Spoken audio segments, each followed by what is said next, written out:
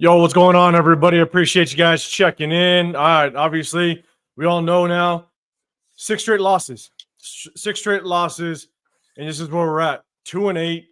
Obviously, I don't know if you guys were able to see the presser. AP just looks like he is defeated. You got the entire locker room looking like they know what's going down. They know that there's just no chance for the remainder of the season. And so we're gonna break this game down. We're gonna look at the team stats. We're going to look at the individual stats. We're going to take a look at the remainder of the schedule, just kind of see what it looks like. But, if I can pull anybody to kind of break this thing down, I got my guys with me. I got the Severe Raider up in the right corner, and I got Raider Rundown. If you guys are with us, make sure you guys hit that like button wherever you're at. Hit that subscribe button as well. You got the Severe Raider, Raider Rundown. I'm 805 Raider, Real Talk Raider Nation. But again, I appreciate everybody pulling through. But my guy Severe, man, how you doing on this Sunday? Same Sunday. Oh man, yeah, like I said before, man, it ain't nothing changed but the weather, man. It's the same shit, different toilet, man. At this point, it's just what to be expected. But you know what? That this is part of the plan. It has to be part of the plan. It has to be part of the plan. We know what's going on. Hashtag SS to the end of the season. Hashtag it is what it is. Season. 100%, man. Rundown, how you feeling, man? Man, chilling, man. Like my man said, man, same shit, different day. Water's wet. We ain't tripping about nothing like that. At the end of the day, like you said, SS, strategic substitutions. We just wanted to see the effort today. So I'm not mad per se about the outcome of it. I did see some effort, but there are some troubling things that are in there that we got to talk about the future. But as far as the immediate outcome, yeah, I'm not tripping about that. We pretty much knew what it was.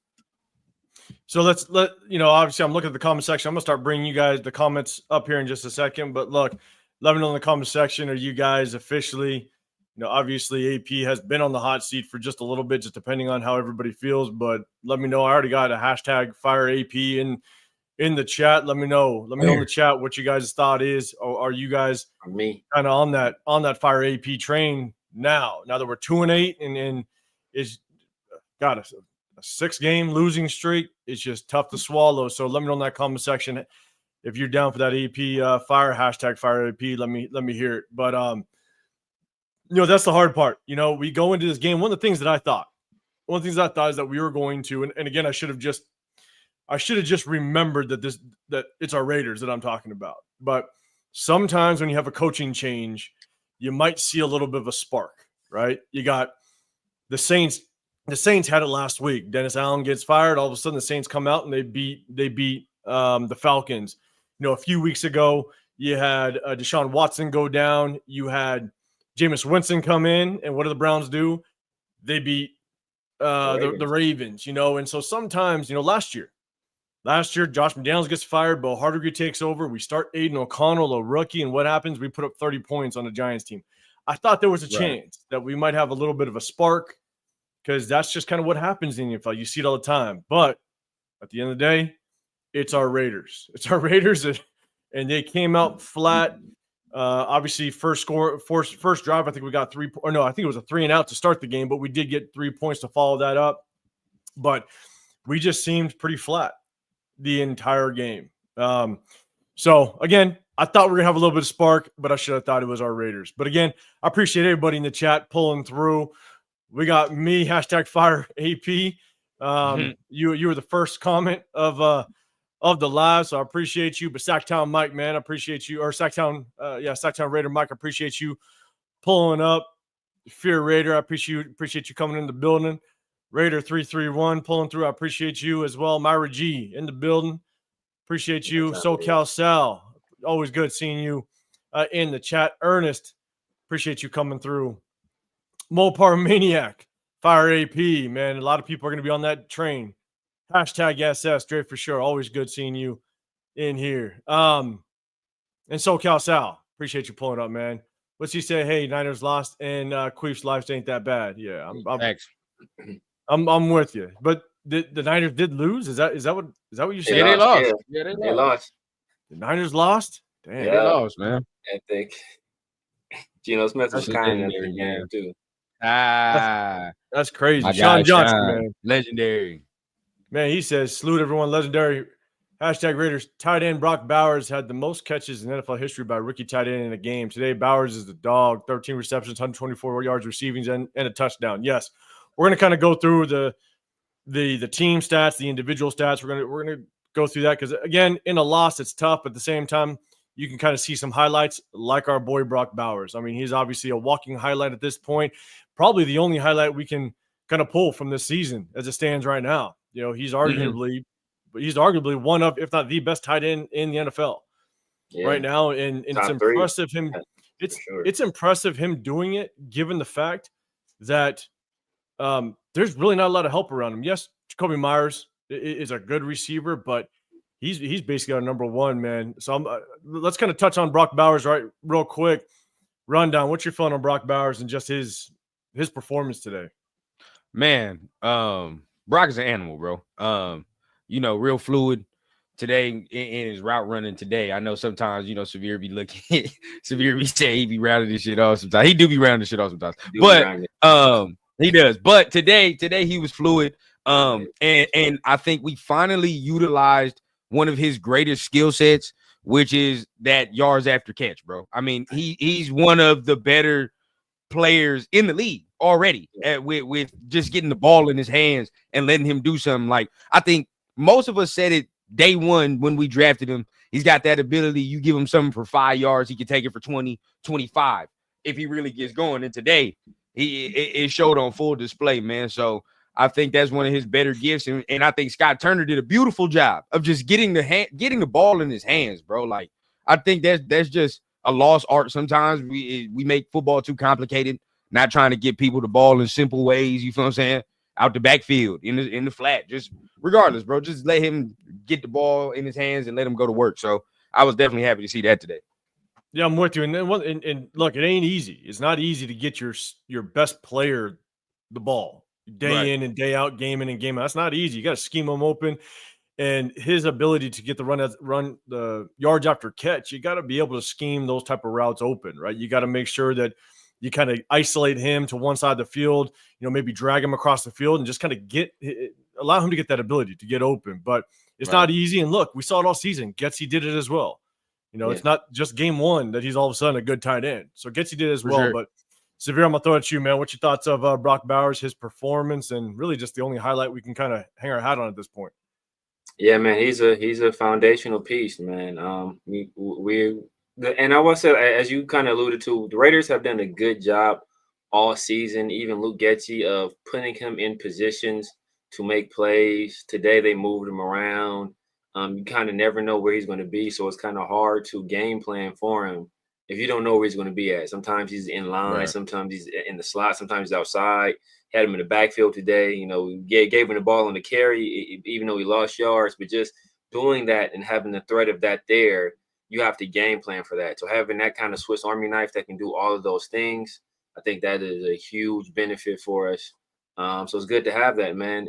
And as kind of as we said, like after we drafted him, like he's one of the better players in the history of college football. Like, you get the guy the ball in his hands, and he is going to do stuff that very few other players can do. So just taking advantage of that ability, I think that's huge.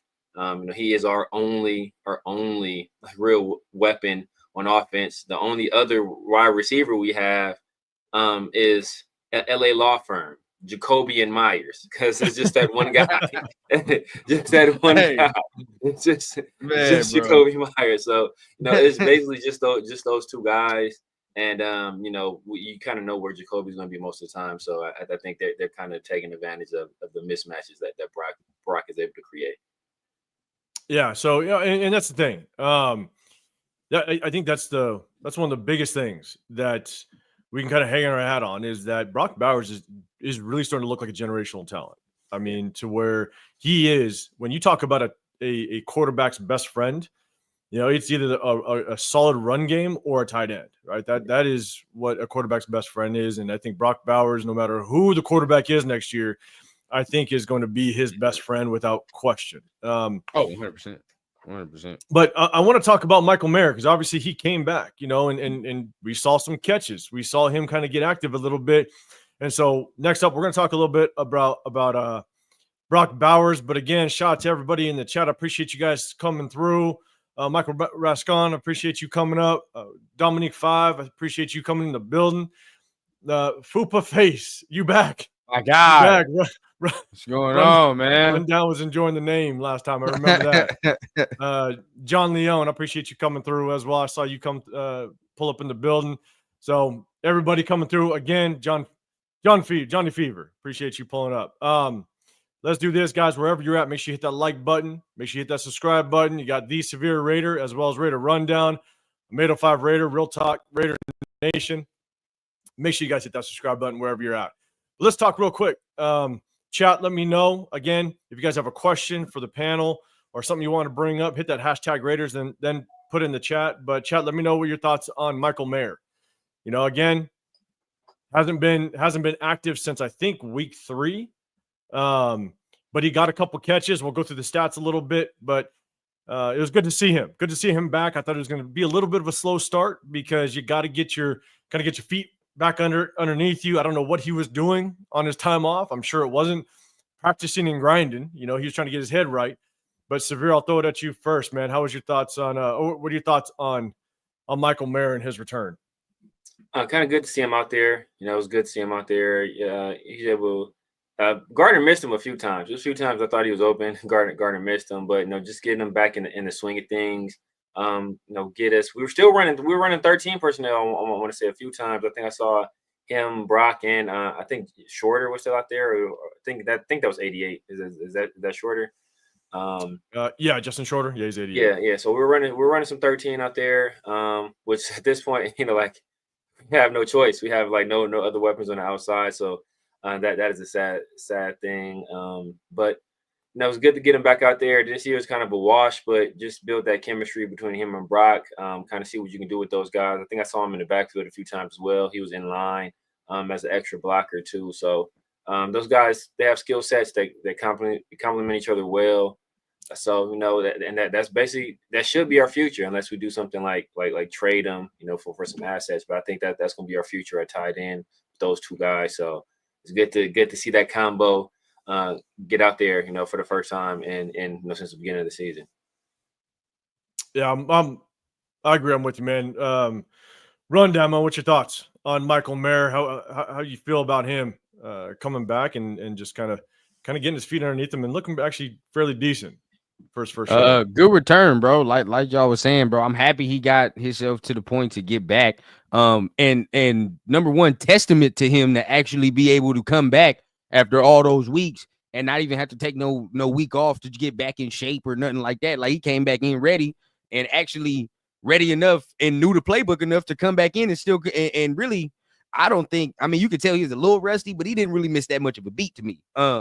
Like Severe said, I think he could have had even more catches, even more yardage today. I honestly think he would have got very close on that one catch near the in the red zone if Gardner would have put him on right a little bit. Yeah, bro. I don't know if he would have scored, but he would have got close. Because he's good after the catch too, just putting his body right there. Like he's a big dude. So I think he could have had a bigger day, but I was really proud of the fact that he was able to just come in right away and still come in there. So that's a testament to him as a player and his focus. So real proud to have Mayer. I definitely don't want to trade him for real. I think, like y'all said, I think that's a future with him and Bowers. They have different skill sets, but I just think Mayer is a better blocker as well, run blocker than what we had. And once we get that continuity right, I think we'll be better across the board with that. Yeah, I'm with you, and I'll go back to it, Jared, for sure. You said Mayer did well out there. Again, I think we all agree. John Leone, you said trade Mayer in the offseason. It's something that you have to just consider, just given the fact that your best ability is availability, and unfortunately, just what's going on with him, you don't know, and so you got to keep the doors open, you got to keep the options open. So I agree with you. It's something you may want to consider. Sacktown Raider Mike, I think Mayer did a good job. Yeah, I think we all can agree. One thing, and just because Raider Rundown, man, you like the name, but I'm gonna kind of put this up here and I'm gonna address it. You guys can kind of chime in if you want. But I saw this. Fupa Face. You're saying my guys, my son plays serious, bro. He's not serious. Plays sports. I'm assuming he's troll. But he's not serious. I hope you're not serious, man. I'm Dude, just not letting you serious. know. This is obviously a troll. He's You not gotta be. serious, bro. So just don't do it. I start All right, out bro, coaching at the youth level. You got the president you want in there, bro. Just to take that win for the next 4 years. Be happy with that, bro. You got to knock off all this nonsense, man. Y'all don't know how to win well, bro. Just take Man, hey, leave it alone, bro. Leave it alone. So yeah, man, I hope I'm gonna go with you guys, right? Okay. No, let's see. Yeah, my man Jeff, man, what's going on, man? I'm with you, man. What's happening, bro? I'm with you, but hey, shout out to you. Appreciate you coming in the building. Billy Davis, you in the building. I appreciate you as well. Raider Ryan, appreciate you pulling up as well. John Fallon coming through. Raiders. #Raiders. Would Ben Johnson be interesting as a head coach job, even if we get Shedeur? We'll talk about that. I'm going to go back to that real quick, just so you know. But LS, I appreciate you coming through as well. Just want to say what's up to everybody. Damn near, yeah. Any Raider boosters, you're coming through. Sun Goddess, I appreciate you pulling up. Always see you in here. 100% appreciate that as well. We got Just Raiders Baby, you in here as well. Yeah, what up, man? Appreciate you. What's going on, big dog? So let's do this. Let's go back to it again. We're gonna go over the stats and stuff like that. We're also gonna look at our remaining schedule and kind of what it looks like, what we think our win-loss record might end up being at this point. But John Fallon, I'm gonna go back to yours. You said, would Ben Johnson be interesting head coach, even if we get Shedeur? So I definitely have my opinion on this, but Severe, I'll throw it to you first, man. What's your thoughts on this comment? What's your thoughts on Ben Johnson and if we get Shedeur Sanders? And let's do this. Let's preface this just a little bit. Let's say we end up a top 3 draft pick. Would you want Shedeur in the top 3 draft pick? And if we do get him, then how does Ben Johnson match up? But I think that's one thing we got to talk about is Shedeur Sanders even worth a top 3 draft pick at this point? I'm just throwing that out there as well. But Severe, I'm going to throw it over to you, man. What's your thoughts? If we get – so let's just change the premise of the question. Let's say if we get one of the blue chip quarterback prospects in this draft, would Ben Johnson want to come to us? No, he would not. He would not want to come here, bro. He's not coming here, man. Why? Like, he saw Josh McDaniels come here, get a year and a half. He didn't instantly win, he got fired. Saw Antonio Pierce come in, had some success as interim. He didn't start winning immediately as a head coach and got fired. Team doesn't have talent on the outside at wide receiver. They have question marks at offensive line. They still have question marks at quarterback. They have question marks at running back. Like, why would he want to come here? And he also knows that if he comes here and he doesn't win immediately, he's going to get fired, or people will start calling for his fire. If he doesn't put up 30 points in game 1, you all give this guy's supposed to be the best offensive mind. Get him out. Like, come the heck on. Right? People forget when he started with the Detroit Lions, he was their tight ends coach. And then Anthony Lynn was the offensive coordinator. Anthony Lynn gets play calling duty stripped from him midway through the season. And they give play calling duties to Ben Johnson. No, what does Ben Johnson do? He's ass for that entire half of the season. But they saw something in him. And they say, you know what? We still think this guy can be innovative. We give him off season, give him the off, and give him the offense. Let him have the keys. He can do something good. They gave him the keys next year. He had another half of that year with Jared Goff. They had Jared Goff that first year. He had the entire offseason. They added some weapons. They got better on the offensive line, and then the Lions' offense improves. But they have one of the best offensive lines in the league. Like they had such a good offensive line that they took the best offensive line prospect in that draft, a generational left tackle, and they had to put him at right tackle because they already had such a good left tackle. Like, he's not going to have that kind of stuff when he gets here. So first of all, there's no guarantee that he's going to be good. And if he doesn't win immediately, you guys are going to say you want him to get fired. So why would he come to that situation? Like, it doesn't make any sense for him. He has his pick of any job he wants this offseason. He's going to come to the team that's fired 3 coaches in 2 years. Like, why? So let me ask you, do you think, and I kind of know the answer on this a little bit, but the one thing that this Raider fan base hasn't been able to, maybe since Josh McDaniels, but I think a lot of people were skeptical of Josh McDaniels, so that may not have been like kind of the best example. But would Ben Johnson kind of give the ability for this Raider fan base to trust the process? No, You know, it's hard because AP They all want AP.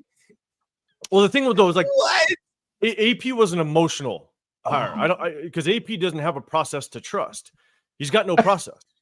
So, the only reason I'm laughing, 805, I'm not laughing at you. I'm laughing at Raider fans in general, bro. You feel what I'm saying? Like, look, because, like, in fact, look at Chili Pepper, right? And shout out to my dog. That's my young bull. Shout out to the dog. But you know, he says, you know, Ben Johnson with that resume, right? So look at the thought process on how people already think about Ben Johnson. Oh, he got that resume. Genius, offensive play caller with a top 5 picked quarterback. You goddamn right. I want to see points. And at no point will we, if the offense looks like this or they're scoring under 20 points with a rookie quarterback, then what happened to all that? Oh, he's an offensive genius, bro. People will be mad. This fan base don't know how to trust the process. They don't know how to. So at this point right now, I think I don't think that's gonna happen as far as patience.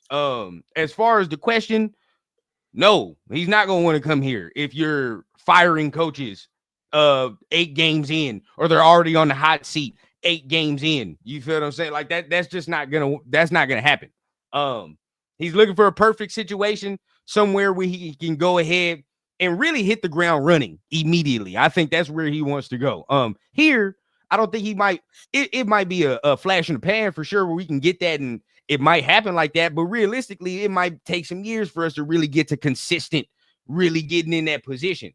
And then the whole thing, a lot of people say like he has that resume, bro. I mean, last year really was the first year he really got it going. Now this year he's getting it going too as well, but he don't have that much of a resume, bro. Like Severe said, he really don't have that much of a resume, bro. I even look at his coaching history.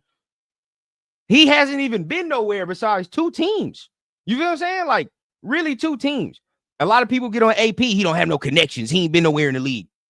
This dude ain't been nowhere in the league either. That's not saying he can't be good, but a lot of people ignore some flaws about what Ben Johnson can be holistically as a head coach because they just look at the offensive capability. Like, okay, the offense is there. That's all we got to worry about. No, there's more. You know what I mean? There's more. So here's my thing is when I look at the only way Ben Johnson would come here is if he gets the pick of his own quarterback. That's the only way that we have a chance of him coming here. If we don't have a number 1 draft pick, I don't think he comes here. You know, look at what you could look at what what's his face that went over to the Commanders, offensive coordinator Cliff Kingsbury. Cliff, right? Yeah. You know, he wanted extra year in the contract, but at the same time, he knew he was going to go to the Commanders and have himself a hell of a quarterback situation. So I think that if you want someone like Ben Johnson, you better hope that we lose out and we have the top draft pick, because that's the only thing that can entice a good offensive coordinator or a potential top candidate for a head coaching job to come over here. Plain and simple. Because if we don't, then no one's going to want to come here. Not in this mess that we've got going on. So, in my opinion, I think that's I think that would be the only way a Ben Johnson would want to come over here. Chili Pepper 28 is the standards of beyond worth the top 3 quarterback. Again, to be honest with you, for me, I got to see the rest of his early games. I've seen just his last 3 games. In his last 3 games, I'm struggling to say that he's a top 3 quarterback. I'm struggling at this point. But because the thing about it is I'm taking into consideration what we could get for a top 3 pick in regards to draft capital. So is he worth a top 3, or is maybe 2 first-round draft picks, 2 second-round draft picks based on what it would have took teams to come up last year? Is that more valuable to me than Shedeur Sanders? I'm gonna be real with you, 805. And I don't mean to cut you off. I'm a little biased. I'm gonna be real with you. I'm gonna just say it is what it is. I'm a little biased. I like Colorado. You feel what I'm saying? I like just what Prime is doing. But at the end of the day, and I'm a fan of Shedeur. But just if I take my bias out of it, bro, I think there's no way I would pass this dude up. It's a lot of it. yeah, I think that the ability is there. I think he can come in immediately, and with the skill sets that are on the team right now, he'd be able to take advantage of a Brock Bowers. He take advantage of a Jacoby Myers. Those skill sets with his skill set, I think would mesh perfectly. And if you get him one more, as far as a receiver goes, we really in the bag. But intangibles as well, bro. I think he's got that. Excuse my language, but he's got that shit. Like as far as what makes a team walk, talk, and smell like they shit don't stink. I think he's got that where he come in here and instantly change the mindset. Cam Ward got that too, a little bit where it's like the mindset. You know what I mean? Of like what you want your leader to be. That's not half, but that's some of the battle when you talking about some of the quarterback, right? And I think them two dudes, So no doubt, but Shador, if I'm talking about Shador, sure, yeah. I got to see more of the first part of the season. But again, what I've seen the last 3 games, I just don't see a top 3 pick. I mean, you watch him against Texas Tech. It was because of the talent around him. He dumped a bunch of screen passes, and that's where 150 yards of his passing yards came, his screen passes that went for touchdowns. You look at his game yesterday, a lot of his talent around him bailed him out. I don't think he's as athletic than I think he may like to be.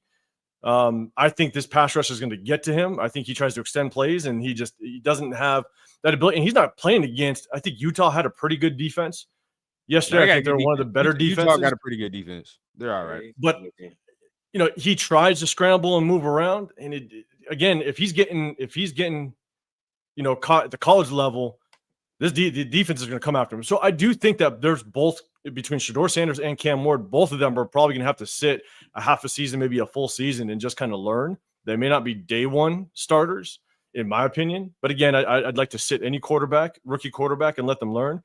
But again, I'm just weighing, do we take him? Is he worth the top 3 versus what type of capital could we get for him and just have a ton of draft capital, really build around whatever quarterback that comes in. Maybe it's quarterback next year. Maybe we get some a little bit later. So again, I'm just weighing those 2 options because at the end of the day, we have to weigh both of them.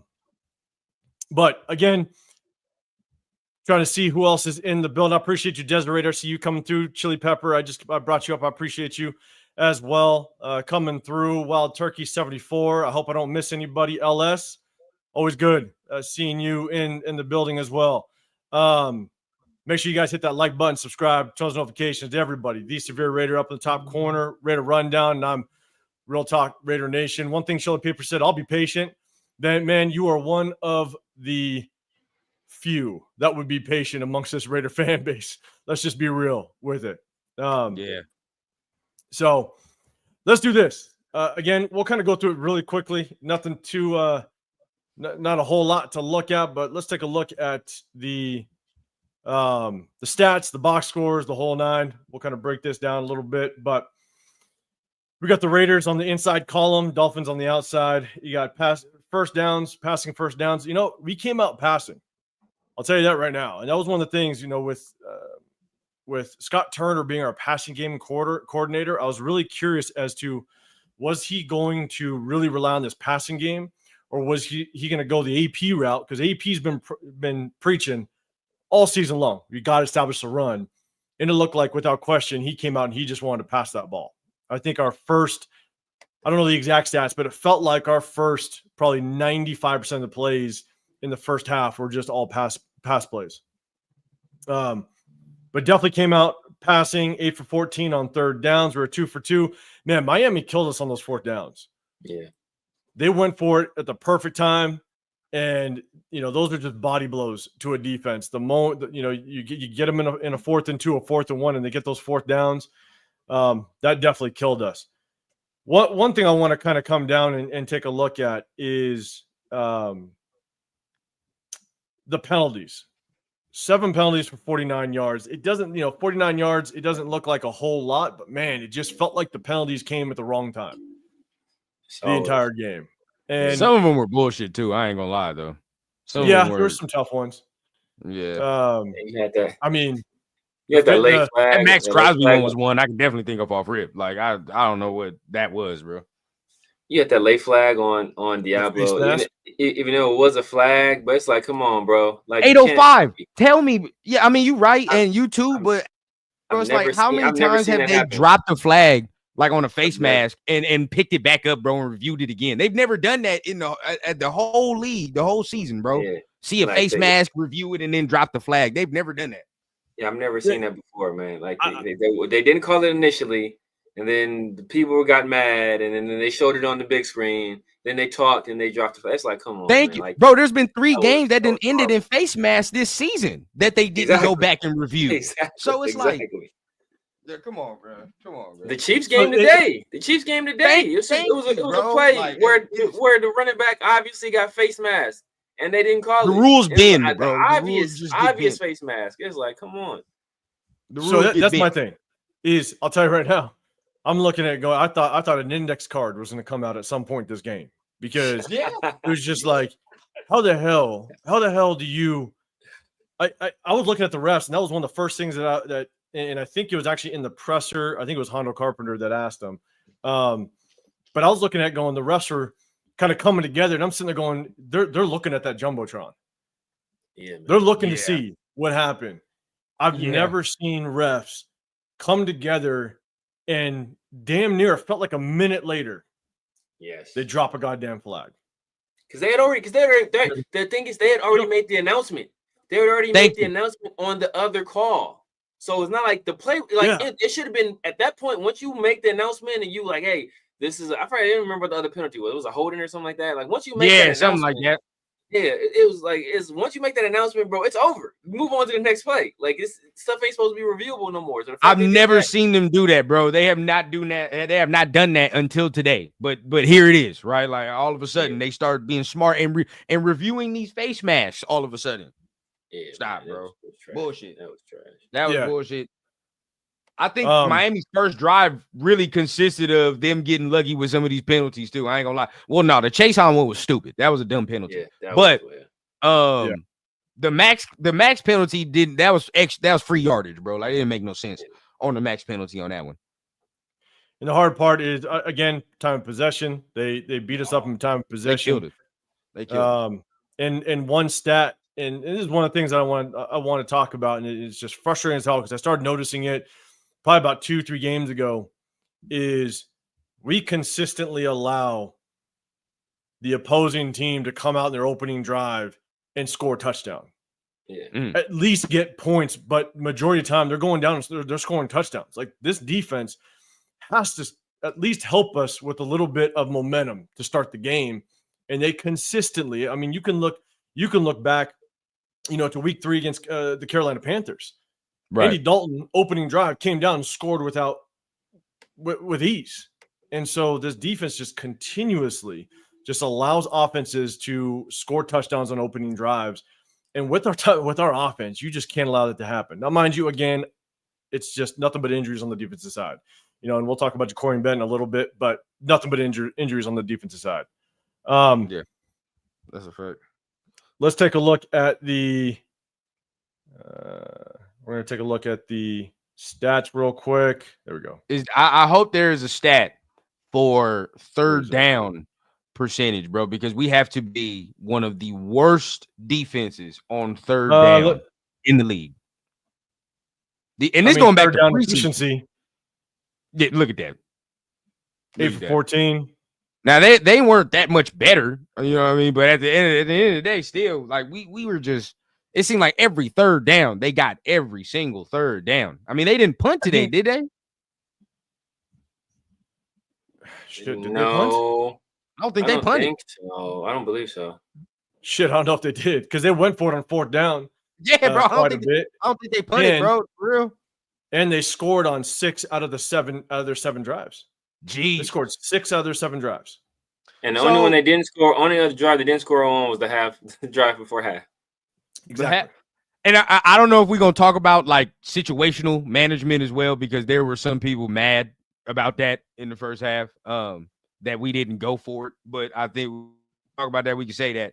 But I think, third down, bro, we're terrible. We've been terrible all year, though. So it's not a surprise that all of a sudden teams are gashing us for long gains on third down, bro, because it's been the whole year. So that's one. The run, they didn't really kill us on the run like I thought they would. That's one thing that I am surprised about, though. I don't know.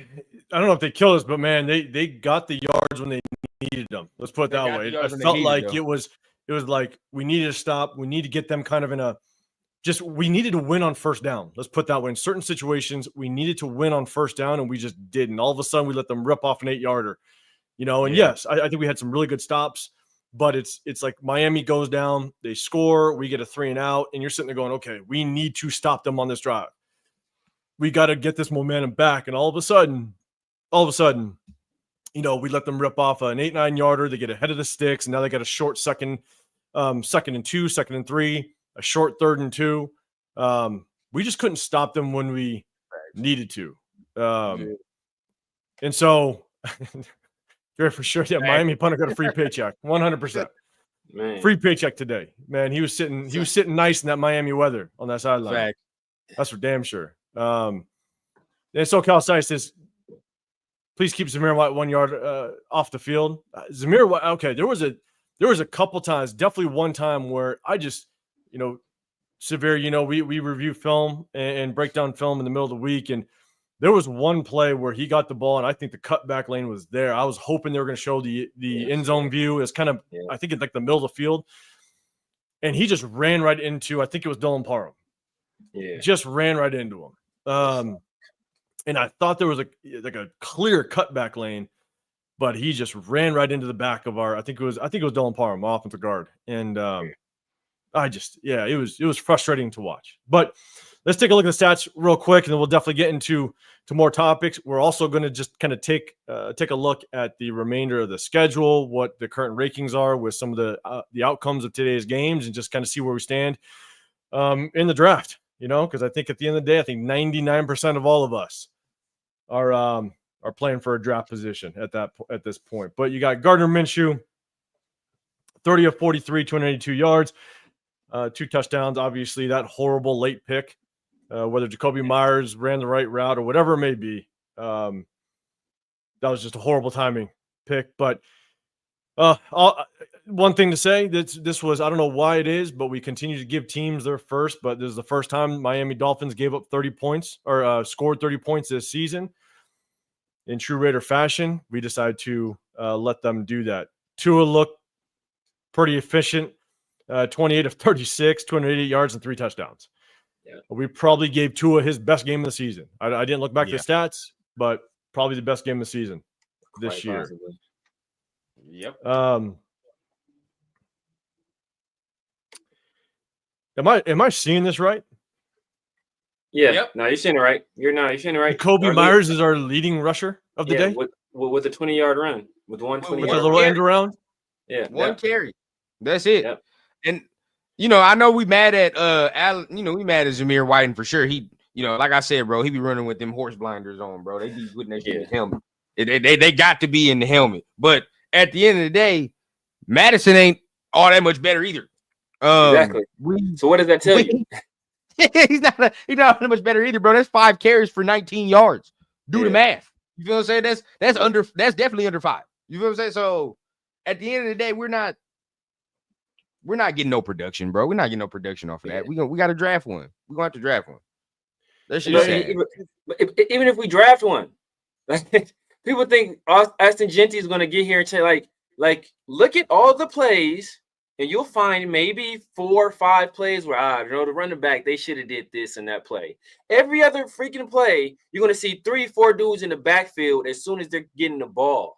So it's like, Austin Genty that's not going to change with Austin Genty back there. You're just wasting a high draft pick on a running back that's not going to get any production. And he's not a guy that really catches a lot of passes either. So like you're drafting that guy for nothing to do the same thing that you can get a guy in the 4th or 5th round for, right? Like I was watching the Green Bay Packer game, and it was crazy because I think during that time, Josh Jacobs had 3 carries while I was watching before I flipped to the Raiders game, and each time, it'll be like the announcer, like, man, look at the massive hole for Josh Jacobs. Man, another big hole off the left side for look at this gigantic hole. It's like, bro, it's offensive line. We had Josh Jacobs last year. What did he do last year?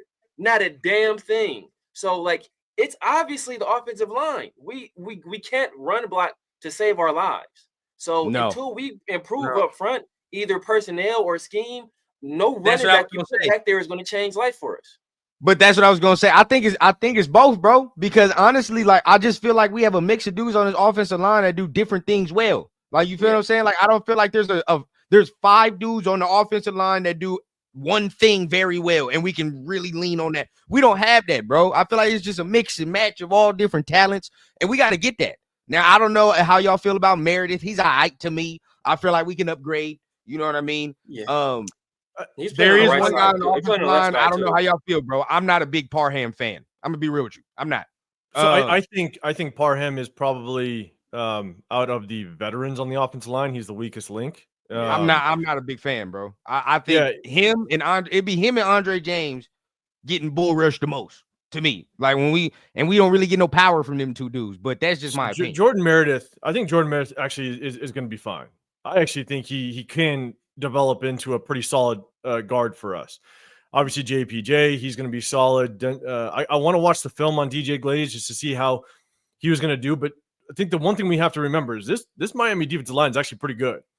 They took it to the Rams last week. They got to Stafford, I think, 4 times last week. And so it was definitely going to be a test for this young offensive line because we got to remember, this is still a young offensive line. Even though Dylan Parham, it's his 3rd year, but he's still not necessarily, quote unquote, a veteran. The only veteran we got on this offensive line is Colton Miller. And so you got Jordan Meredith, still young. I think he's going in. I think this is his 3rd season, possibly, maybe 2nd season. But obviously JPJ, rookie, Dylan Parham, not necessarily a veteran. Then you got DJ Glaze. And so it's still young. They're still trying to gain their chemistry together. So I'm going to give them some time. I do think the interior of this offensive line has potential. Now we just got to kind of see where this potential goes. But I do think that it has potential. But they just haven't been able to work as a group at all. You had Cody Whitehair starting the first half of the season. JPJ wasn't starting the first three games, and now he went from guard. Now he's switching to center, so he's switching positions a little bit. And so there's definitely been some shuffling around, but let's just be real. That's embarrassing that Jacoby Myers, your receiver, is your leading rusher of the game. That just tells you right then and there we have no run game whatsoever. Devon A-Chain, he goes for 17 carries, 73 yards. I think Raheem Mostert kind of went out. I think it was maybe 2nd quarter where we really didn't see him return back onto the field. But at the end of the day, you're not going to have success if you're completely one-dimensional and you have and you got Gardner Minshew throwing the ball. Like it's not going to happen. Gardner Minshew's not going to win you football games with his arm consistently. No. So rundown back to what you were saying about not being efficient necessarily on 3rd down, and I agree. But at the same time, we were lucky as hell to have Brock Bowers this game. If we didn't have Brock Bowers, we would have been. I mean, we probably wouldn't have crossed the 50-yard line. We're dead in the water, man. We dead in the water without him. And I go back to what Severe says a lot.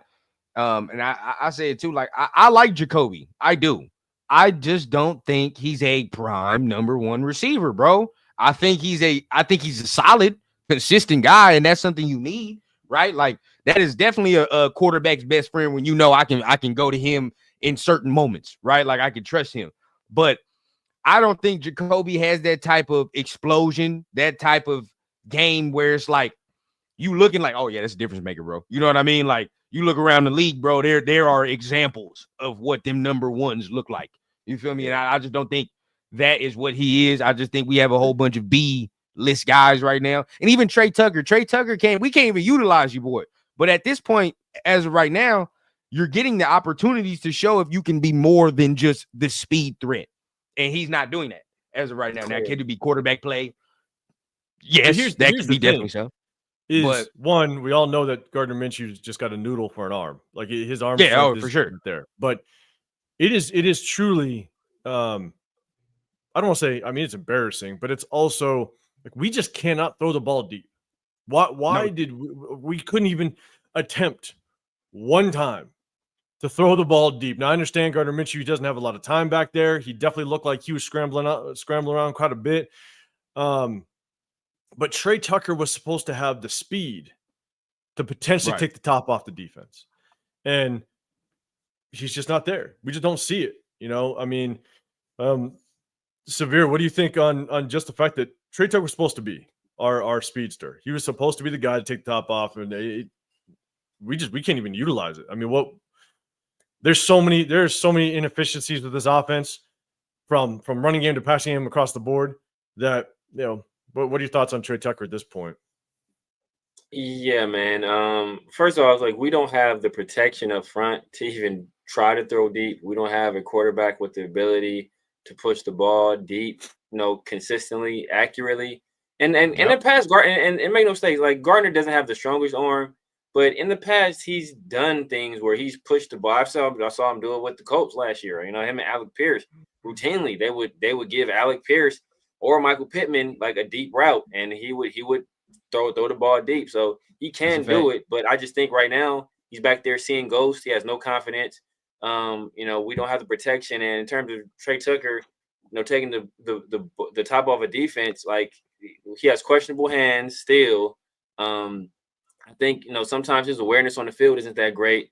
And like, he can't take the top off a jar of pickles right now. Like, I don't trust the guy's hand. Like, I don't trust that dude at all, man. So, like, we definitely need an upgrade at the skill position on the outside.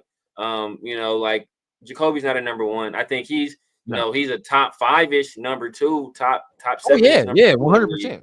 But he's not a number 1 guy. So we definitely need some improvements on the outside. And you're asking me personally, I'm drafting a wide receiver before I draft a running back. It's off top. Well, you can get one in the later rounds, bro. I mean, like, you can get a running back in the 5th round, honestly, and be straight, bro. Like, you don't need all that. And I must take it a step further with you, Severe. I'm drafting a receiver before I pay T. Higgins $30+ million. Oh, there is no doubt in my mind, bro. I'm paying T. Higgins no 25, $30 million, bro. I'd rather just draft one. I'm not doing that. Yeah, no, I'm with you on that. If T. Higgins, if that's going to be the price tag, I'm gonna step away from that. That ain't happening. I'm good off that. Jamar Chase, I might do that though. I ain't gonna cap. I might give Jamar Chase that money. I might. Jamar Chase is a bad man. Jamar Chase is different. Yeah. He's different. He's their kind of music. Jamar Chase, man, like Jamar Chase, he's fluid when he moves on that football field. I mean, he just gets his ass open. It's that simple. And then when he gets that ball in his hands, he doesn't look like the fastest guy in the world, but somehow he separates. Yeah. Could you imagine him and Brock Bowers, bro? Like, you just throw slants all day, bro. I hope one of these motherfuckers just break a tackle or something. Yeah. So let's touch on the defense just real quick. Robert Spillane, 11 total tackles, 5 solo. Jack Jones had a pretty good game coming up on the runs. One thing I was afraid of, and I got to watch the film, is I'm sitting there going, man, he was so aggressive to the run. I was waiting. I was waiting for McDaniel to kind of pop just over top of his head. Just play against him being a little over aggressive, but I don't know if I saw it, but again, I'll take a look at the film. Darnay Holmes, he got obviously a lot of playing time with Nate Hobbs out. He had that one, I think it was that pass interference call. Darnay holds. Bro, every time I see him, he be holding. Maxx Crosby wasn't able to get home. Didn't register a sack. I think he had a kind of a mediocre day. It was tough for him, but I think they just did a good job. I mean, he did create that sack. Him and Diablo created the sack on that Butler got. Max had the pressure, and then Diablo picked up Tyreek Hill on a crossing route, like ran try for try with him. That's where Tua was trying to go with the ball, and Malcolm Butler was able to get the. I think Max was real disruptive in the run game today for sure. I think in the pass game, like, I saw tackles, tight ends. You know what I mean? Like, they was throwing the kitchen sink at him today, and hoping somebody else didn't win their one-on-ones. But that's what happened. as much as Max did help influence that sack, Adam Butler put a move. I think he was over the center at the time. I mean, he shook that center, and he did a hell of a job of getting skinny, getting through his gap, but then also maintaining his lane. He did a hell of a job. So that was a hell of a sack. Did Tyree not get a sack today? He got a sack. He got the sack. He got the strip sack. Yeah, Tyree got a sack. As a matter of fact, Adam Butler created that sack on the stunt. Yeah. Adam Butler did he? Yeah, Adam Butler created that sack on the stunt. They ran a stunt. And Tyree almost didn't get the sack because he didn't like he didn't run to the quarterback. He ran like he was like trying to like guard him playing basketball, and then he's like, oh, like something snapped, and then he went after him and hit him. But like, man, we got to fall on that football. Damn it, we got to fall on the football, man. We tried to. I think Tua ended up getting it back, right? Or did the O-line? Yeah. Tua ended up getting right back in his damn lap too. Yeah. So I mean, hey, you know, that's actually back-to-back weeks. Again, got to watch the film to see kind of how he played the entire game. But that's back-to-back weeks that Tyree Wilson has kind of flashed a little bit. So let's just hope. Let's hope that this continues. You know what I'm saying? And so I wouldn't call that a flash. It was like are you banking a 3-pointer? Like that's what that is. It's like one of them little pop things that you get on, like, dude, just let him be. All right, let him do his thing. My God. But hey, I appreciate everybody else coming in the chat. Mark, appreciate you. 14th like the show. Make sure you guys hit that like button, subscribe, turn those notifications. Top above me, got Raider Rundown. Below, I got this The Severe Raider.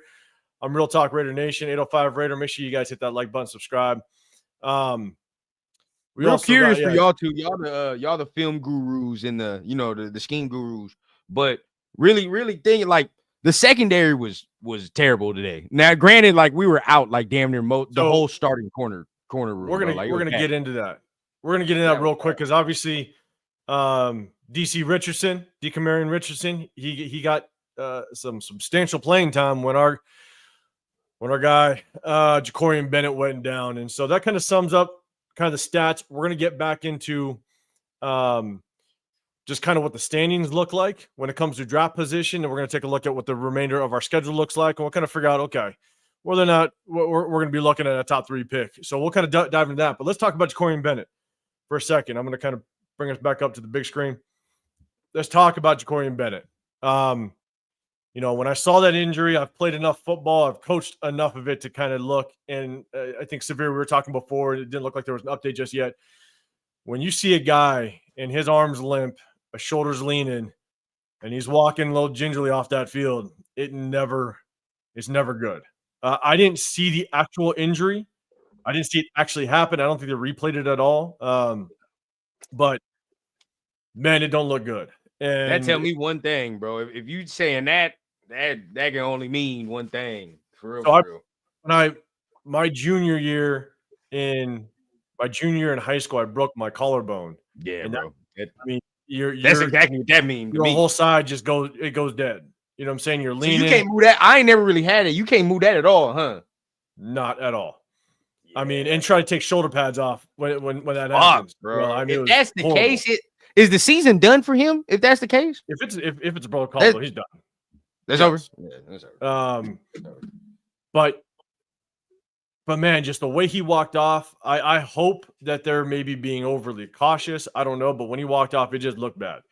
Yeah, and if we don't have Jacorian Bennett, you know, Jack Jones has not, you know, showed up and been. I think Jacorian Bennett has kind of proven that he is our number 1 corner at this point. I saw a stat that when he lined up against Jamar Chase, he basically locked him down. And then you see what Jamar Chase did to the Ravens. Now the Ravens have bad defensive backfield, but I mean, I think Jacorian Bennett has kind of taken over that number 1 corner role on this team.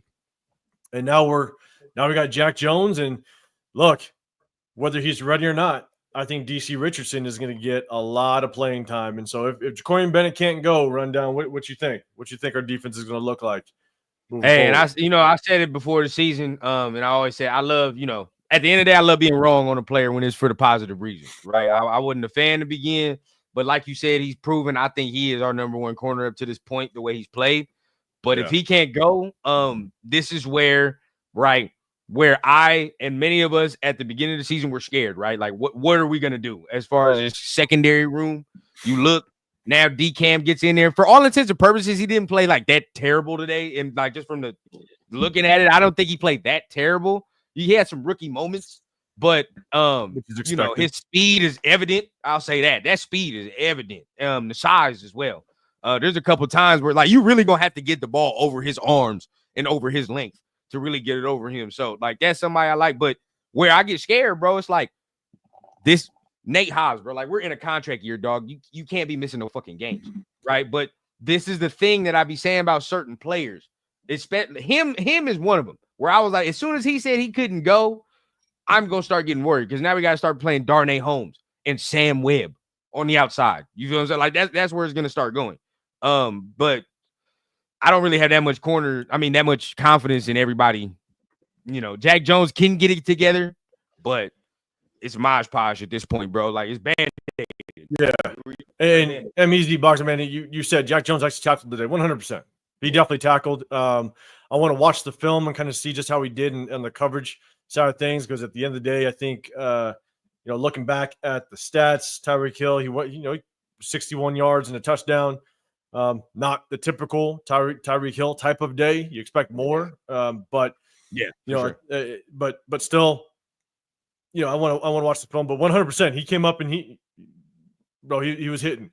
He came up in that box. He was doing his thing. So where I worry is the Jonnu Smith stat line, bro. Like, the hell's going on there? So 6 receptions, 101 yards, and 2 tight ends. Now, and we'll talk about that. We'll jump back to that side. But Severe, what's your thoughts on Jacorian Bennett being out and kind of how that plays a role in this secondary? Yeah, anytime a guy goes out of a game and he's almost immediately listed as like out and not coming back. Usually he's questionable. They'll go to questionable and then they'll rule him out later. But anytime you get a guy that goes out and he's immediately ruled out, like that's not a good sign. That's not a good sign. So I honestly don't expect to see him like the rest of the season. So like I said, I'm all about #SS. So we about to see exactly what the Cameron Richardson is capable of. I wouldn't even put Darnay Holmes out there, man. Bring up MJ Devonshire. Let's get it, man. Look, right? Like, let's get him a look. We wanted him at slot. Forget Darnay Holmes. Put MJ Devonshire out there. Let's see what he has at slot. Just call it shit. Give Woo Governor a call. Hey, brother, what are you doing right now? Like, hey, like put down those paper and plastic bags. Take off that apron. And get down, man. Get down to Henderson. Get down to Henderson. Come on back, brother. So quick covering the grill, like, get on back, man. So like, it's no point. There's no point putting Darnay Holmes out there, man. So this was something, and this like corner was a concern for me beginning, but obviously my concern was more about Jacorian Bennett based on what we saw last year. But I also had concerns about Jack Jones just because, like I said before, Jack Jones is an Antonio Pierce dependent player in my evaluation. Right, nowhere has he gone where Antonio Pierce isn't and it had success. Like everywhere he's gone and had success, it's been because Antonio Pierce was there. So that's why I was so high on taking the corner this year. Quinion Mitchell was my guy, but obviously, Brock Bowers is a pick that we made, and that's turned out to be an excellent pick. But corner might be something we need to address going forward because we don't know what we're gonna get out of Nate. We don't know if he will bring him back, and Jack Jones is such a volatile player. You kind of never know what you're gonna get out of him. Yeah, I'm with you.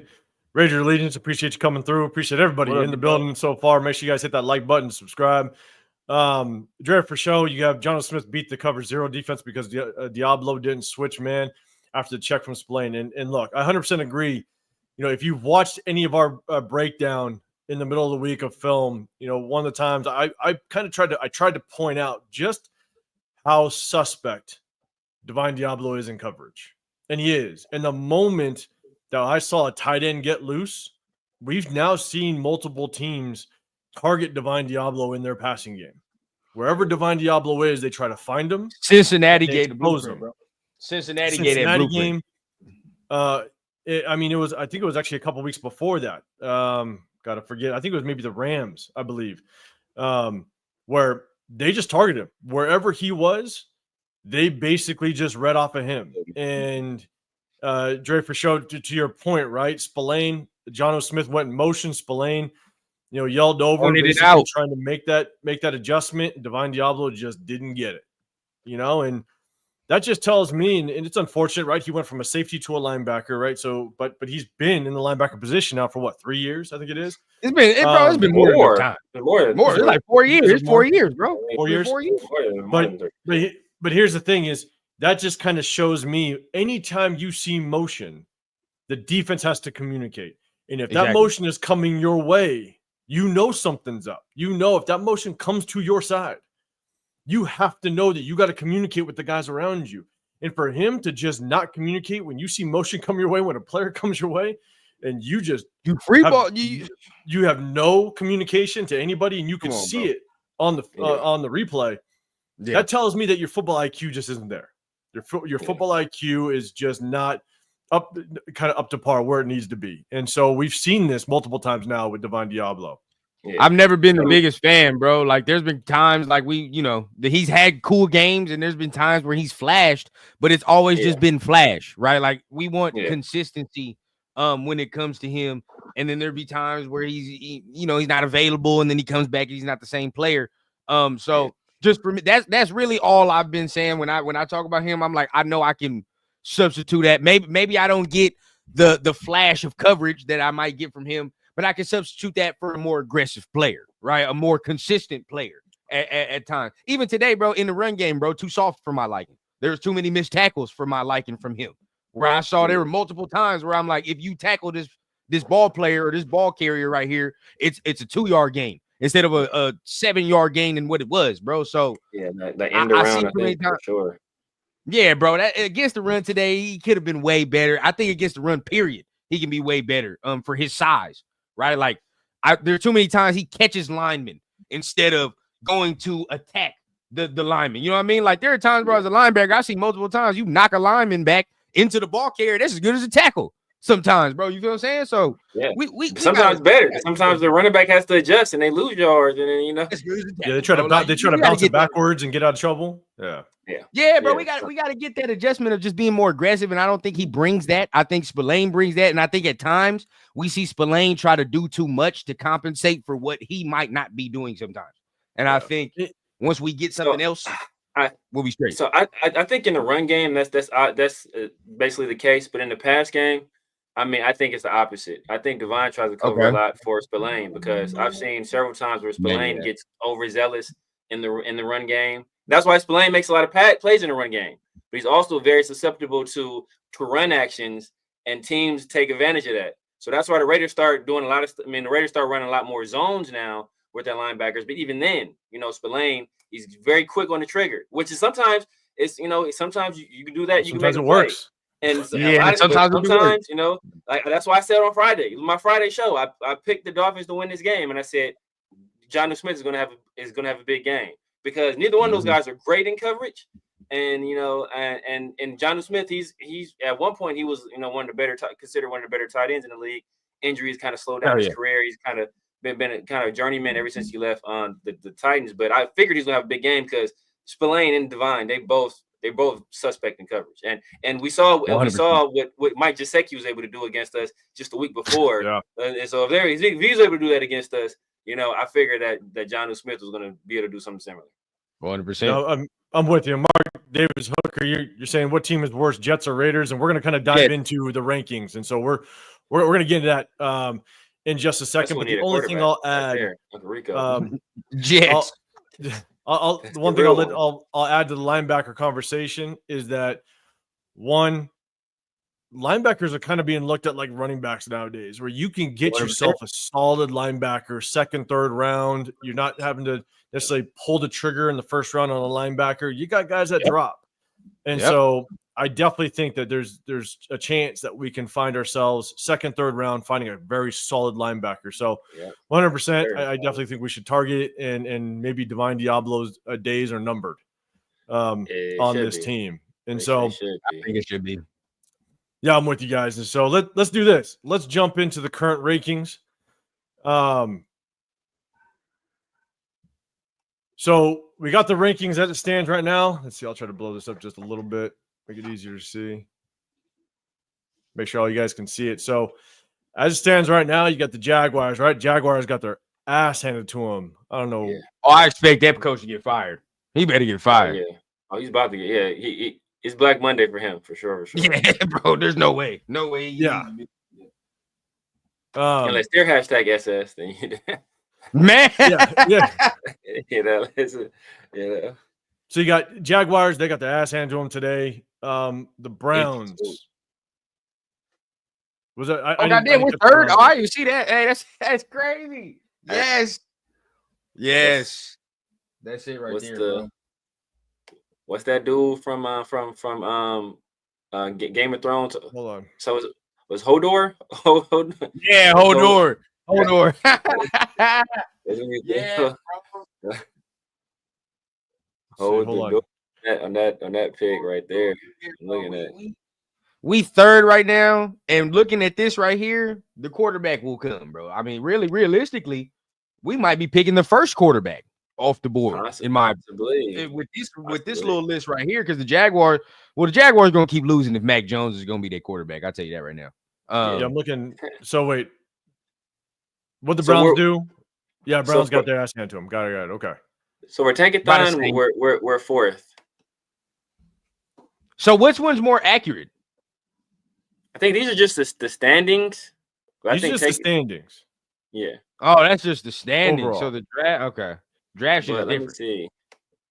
Let me see. Tankathon might not be updated though, because no, Tankathon is updated. Tankathon is updated. Okay, It's so we updated? fourth. Okay, so but we should be above Cleveland though. We're fourth. No, yeah, Cleveland is above us. We beat Cleveland. So yeah, we beat Cleveland. No, we beat Cleveland.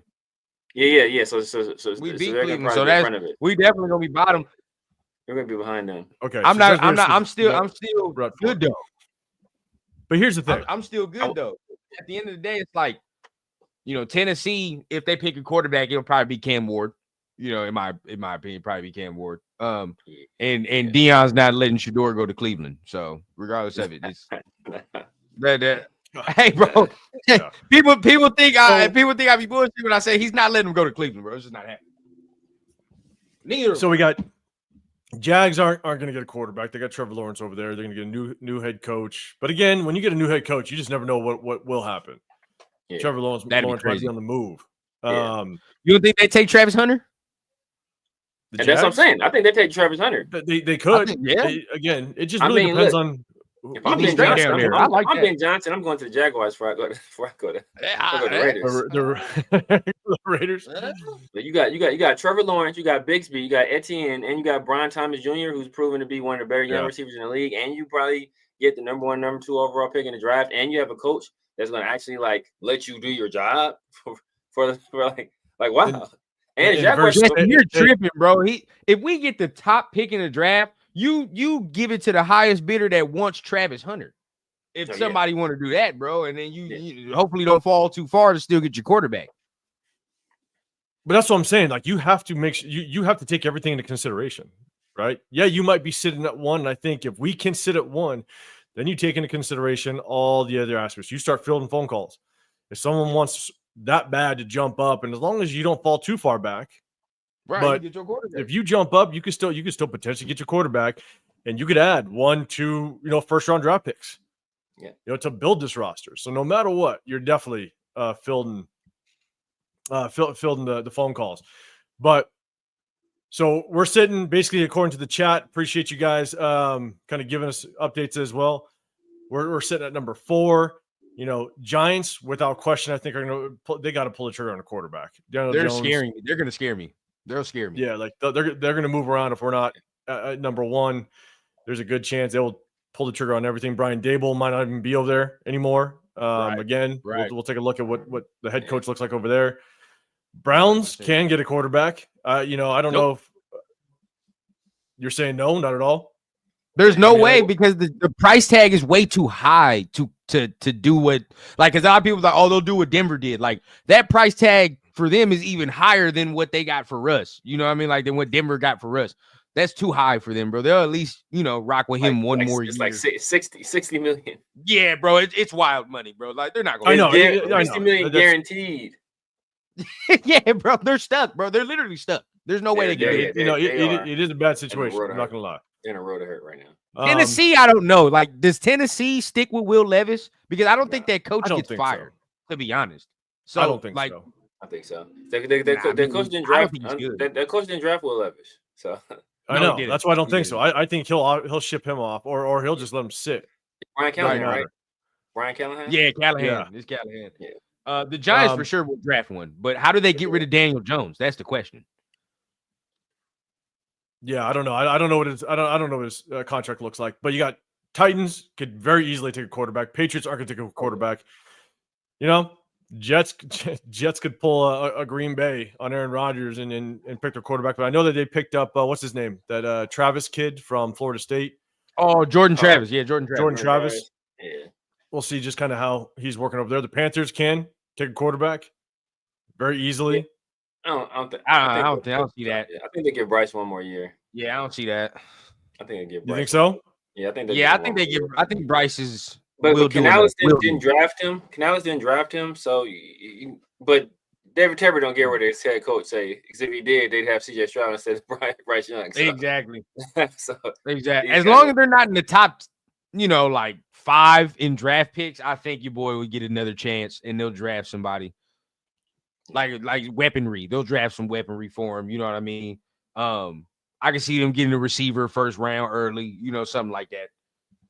Nah, Cleveland ain't getting no quarterback. I mean, I'll be honest. Here's the thing about salary cap.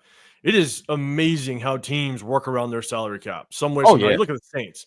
The Saints could be sitting, $90 million over the salary cap, and some way, somehow they get underneath it. And so, in my opinion, I think the salary cap, there's ways to work around it. If they want to either move on from Deshaun Watson or do something, to minimize that contract some way, somehow, or they might just take the hit, to be dead honest with you.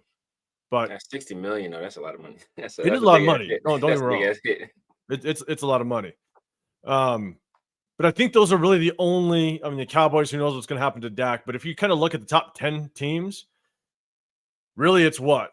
It's the Giants, the Titans, possibly the Panthers, possibly, are really the only threats to really jump up and snag a quarterback from us.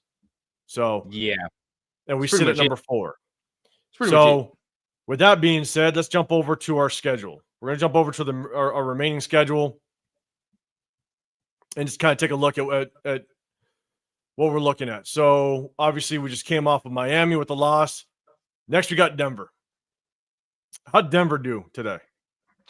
They whooped Atlanta's ass. The Falcons. Yeah, they whooped Atlanta's ass. So, that defense. So that means I won my bet. I put money on the Broncos. We can lose that game.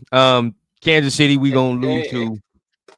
Like that's when you know you rich, when you can put money on somebody and you didn't even check what happened. Facts, huh? You got it. Oh yeah, I put money on. Put some money in this. I'll check it later. No, so I actually like 805, man. No. So what happened was this. I check on all my bets.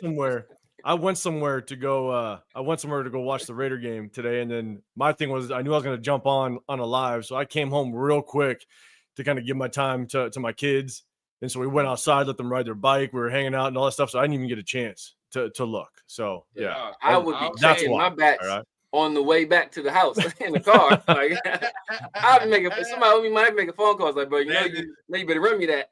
Better run me that. That's me. Hey. And shout out to any Raider boosters. Yeah, you might get we might get flexed out that Monday night game against. I only see 2 more wins on this shit. They love flexing us out of game. We getting flexed out for sure. I only see 2 more wins on that schedule. That's it. So look, I don't see now win on that. You got Denver. Denver easily can lose to Denver. They're getting better. We're getting worse. Easily lose to Kansas City. We're at Tampa, which means we got to travel. That's after an away game to Kansas City. Yeah, so then we got to travel back-to-back weeks. That's a loss in Tampa, most likely. Monday night against Atlanta. Loss. Most likely a loss. Now Jacksonville. You can beat Jacksonville. That's the only one. You can beat Jacksonville. And I think they stuck. There's a chance.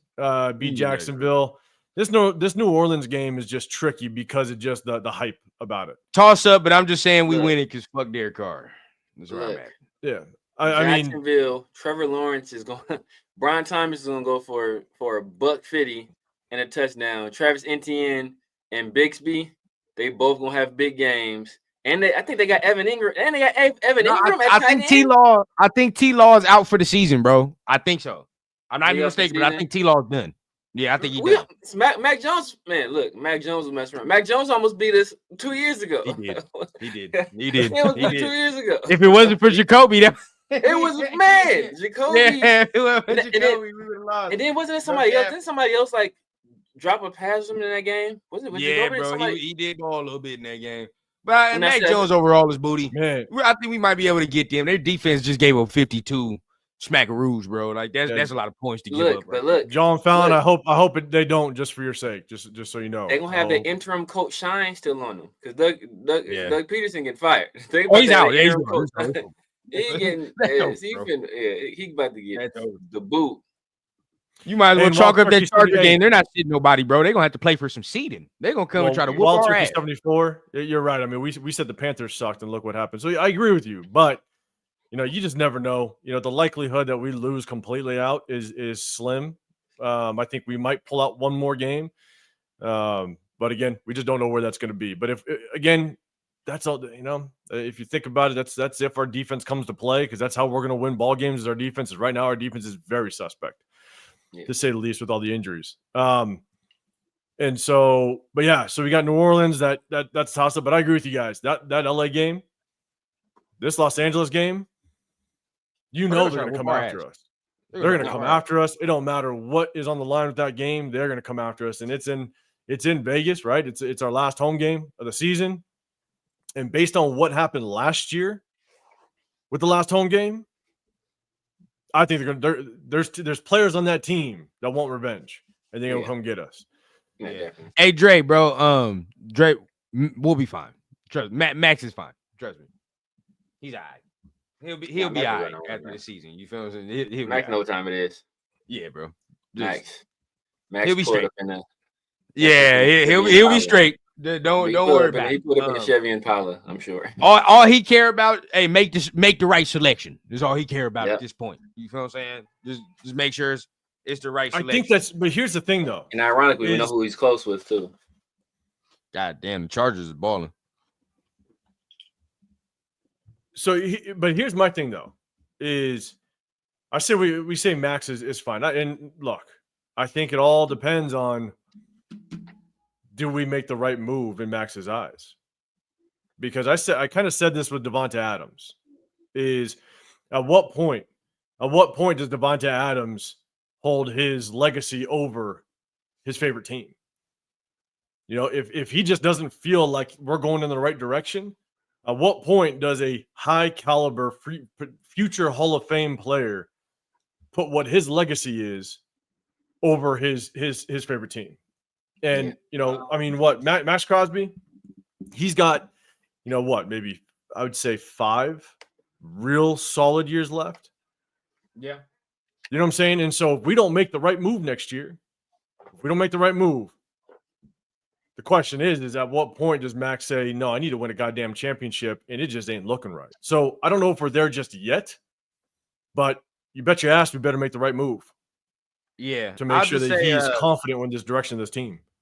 I'll just say at right now, he's straight. As of right now, he's straight. I think there's an understanding of what needs to happen.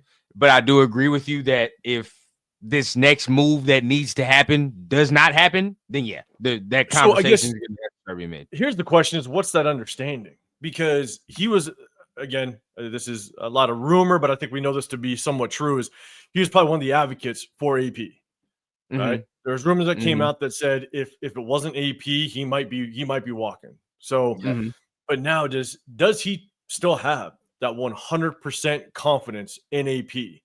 Because if that's true, if he's going to ride, with AP, then I guess the question is does AP stay? We all talk about a new head coach. We all talk about, AP is not the right guy. I think who the potential next head coach could be. Does Max think AP is still the guy? But then I'll throw another little wrench into it with all the talks of Tom Brady. If Tom Brady now is like, wait a second, I'm going to have my voice and I want my guy. And there was a comment in the comment section a little bit earlier. Someone said Mike Vrabel as head coach. Wouldn't be surprised if his name is just getting tossed around by certain people. Not saying it's going to happen, but I wouldn't be surprised if Tom Brady might, if they ask, hey, who do you think could be a good head coach? Would not be surprised if a Vrabel name just kind of gets thrown around. So, do we think? And I think we kind of went over the schedule. There's a chance we might win one game moving forward. So that top draft pick is a little secure at this point. But that's my thing is, do we think Maxx Crosby still has 100% confidence in Antonio Pierce and Antonio Pierce's job is secure for next season? If you think that like he's cool, if he's good with it. The answer to the first question, yeah, I think he does. I don't think it's a problem with AP as of right now. It's not a problem with AP. And when I say understanding, it's like understanding like where the team is right now as a whole. So we pretty much know where that is. There's an understanding everywhere. Let's put it like that. But at the end of the day, still, when then you talk about, is he going to be okay with him staying for another year? I think so. I personally don't see the whole aspect of moving on and trying to start again and do all this other thing.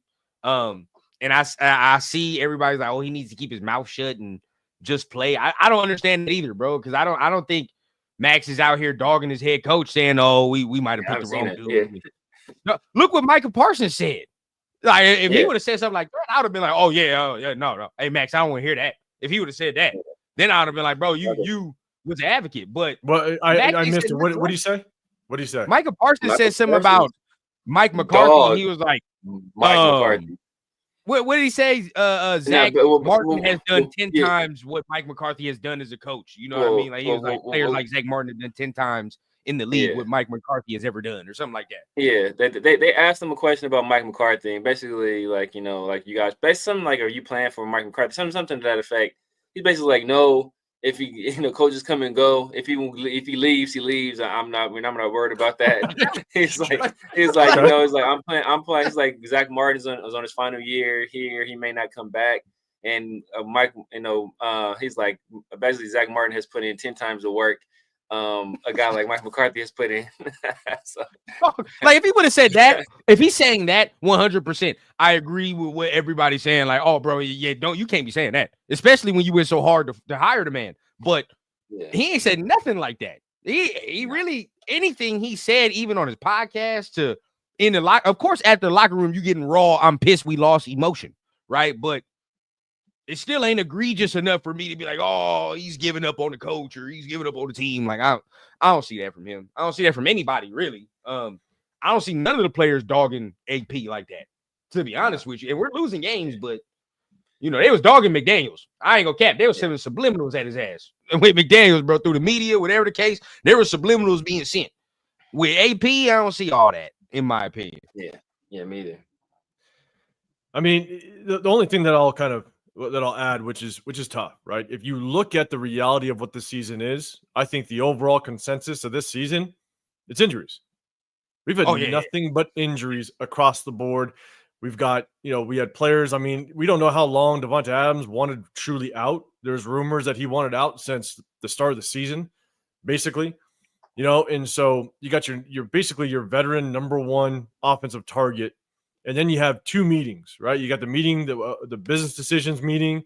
You had another player meeting, player coaches meeting before Lugetzi got fired. It's just one of those things at this point right now. It's trying to understand, where is this team mentally? Do they understand? Because I'll tell you, as a player, right, playing this game for 15 years, also coaching it for 23, it's one of those things where as a player you can look around and know when, like, you're missing players. When Nate Hobbs isn't playing, when Jacoby Bennett goes down, when you lose Christian Wilkins, when Malcolm Kuntz goes down before week one, you just kind of know oh shit, well, we don't got the players to make this happen. Now, yes, they're at the professional level. It's the next man up type of mentality. But at the end of the day, you kind of know that you just don't match up well. And so is Maxx Crosby taking that into consideration and going, hey, this season is kind of a wash because of all the injuries that have gone on. I think the biggest mistake I think we all can agree upon was thinking that Gardner Minshew was the guy to kind of be that stopgap quarterback, that bridge quarterback. You know, unfortunately, he wasn't the guy. And so, but let's, you know, we talk about AP. Obviously, Luke Getsy was fired, you know, right after that Cincinnati game. So here's the question, and I've already seen it in the comments. You kind of see it on social media a little bit after this game. Is what this will be kind of the last question. What are your guys' thoughts on Patrick Graham as it stands right now? A lot of people are placing a lot of blame on Patrick Graham. Obviously, the defense has not performed the way that we'd like to. One of the things that I have been very that's concerned me a lot, and this is more mentality than anything, is you've allowed damn near almost every game the offense to score on their opening drive. You just can't have that happen. But Severe, man, what's your thoughts on Patrick Graham as it stands right now? Because if he's in trouble, man, I think AP was going to rely a lot on Patrick Graham to kind of help with his defensive side, grow what he did last year. But what's your thoughts on AP? Patrick Graham. You know what? Patrick Graham, sorry. I think when you lose what you lose on this defense, you know, beginning of the year we lose our, you know, the guy's going to be our second best pass rusher, a guy that was at times last year our best pass rushers, and Malcolm Kuntz. And then you lose Epps, and you know, wherever you feel about Diablo, you lose Diablo, and your replacement is Tommy Eichenberg. Like, come on, and then you lose you lose Christian Wilkins, and then you know you got Caleb Jason and Charles Snowden starting because Max isn't 100%. You lose all of that. I think he will be given a pass. And I was looking at the rankings, and like I know we feel a certain way. We feel a certain way about third down, right? We're 12th in the league in terms of third down percentage, like 12th. Crazy. And we're the 12th best team in terms of the opposing team's third down percentage. And if you look at yards allowed per game, we're I think we're 11th, and we only allow 3 more yards per game than the Denver Broncos. So, you know, like, which is wild, bro. Because when you watch the games, it don't look like that. Like, it don't look like it. Exactly. So, I mean, so whatever we feel about Patrick Graham, I mean, this defense is being held together, you know, by Scott taping glue, the school glue, the Elmer's glue right now. You know, like it's like, you know, and so it's you know, bubble gum and Elmer's glue right now. So I think he will be given an opportunity next year if AP wants to bring him back. You know, he hired for he interviewed some head coaching jobs, but I don't think he'll get any this cycle because his defense hasn't been like top tier. There's going to be some other defensive guys ahead of him, Brian Flores, and Edgero is going to probably be ahead of him as well. So yeah, so he'll have an opportunity to come back next year, I think. Wild Turkey 74 stick glue. Yeah, the glue sticks. The glue sticks, bro. That are just always just messy. And that's the type of situation that we're in right now. Not even that, bro. It's something like that. Him with that Hubble bubble tape. And that shit right there, it ain't even sticky, bro. After you chew that right there, it's like 5 seconds worth of stick on there, bro. Like, but answer the question, bro. Patrick Graham, you know, I don't like the times that he is lax. I will say that in terms of of what he calls sometimes. I feel like sometimes he's a little too lax. He plays that bend but don't break a little too much, in my opinion. But but like y'all said, what is he supposed to do with all the injury? If AP comes back, I think Patrick Graham is going to come back. I think so.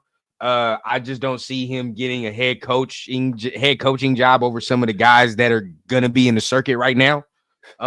He might, but just some of the guys that are in the circuit, I don't see it. So I think if AP comes back, he comes back another year with this defense again, getting healthy, knowing the scheme, we'd probably be way better next year going into it.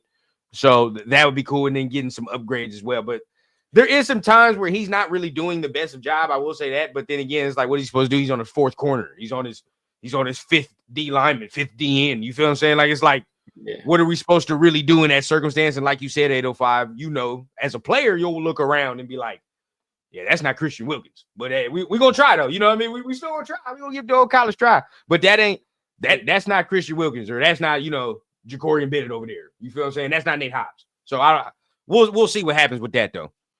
And that's what I'm saying. Like, I think you got to take into consideration. I mean, you could just name two names, right? When Christian Wilkins and Malcolm Kuntz were gone, that was our entire. I mean, if you could just imagine what this defense would look like, even if you had some injuries to the defensive backfield, if Christian Wilkins and Malcolm Kuntz are still here, we'd be terrorizing quarterbacks. Oh yeah, we'd be getting after them. So I think that's why I said it previously. It's tough because we've had injuries to both sides, right? At one point, we literally had 2 practice squad receivers and 1 practice squad tight end, and 2 number 1 and number 2 receivers that were 5'11" and under, having to throw, trying to throw the ball to. I mean, you're not going to throw to your 2 top receivers that are 5'11" and under, plus practice squad receivers and a practice squad tight end getting substantial playing time and a beat up offensive line. I mean, that's what our offense had to deal with. I mean, like, what are you going to do with that? Nothing, And so everybody was like, oh, like Luke Getsy needs to put up points. Like, there's no offensive coordinator that can put up points with that type of offense. Point blank, period. You can question whether he had a couple questionable play calls. That's fine. There's always questionable play calls in a game. But, I mean, outside of Sweet Feet, Darren Mumford at receiver, all right? I mean, maybe we need to bring that back a little bit because facts. Get open, bro. He gonna get open for sure. I ain't gonna lie, bro. That release package is crazy. Yeah. If anything, it made for great film watching. Okay. I mean, when I saw Darren Mumford out there, that was solid. That was solid work. You sit up in your seat when you see Darren Mumford out there, you're like, what? Oh man. I'm telling you. Luke gets looking outside the box. They gave the on a 2-point conversion. My son's team gave the nose tackle a carry. He scored yesterday. So these big boys are playing, man. You let these big boys play. They're Mumford for running back now. Ball, bro. They're Mumford at running back. No, I'm telling you, man. I mean, so look, at the end of the day, right now, if we're not playing for a draft position, because look, we're at the bottom of the AFC West. We've lost to every single AFC West opponent. All 3 of those teams are getting better. You look at what the Chargers are doing right now, 21-6 against Cincy. You got the Broncos that are looking like they're going up. You got the Chiefs that are undefeated.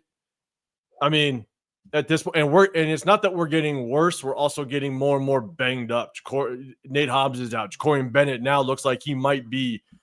That might be a pretty tough injury, just based on his body language, the way he walked off that field.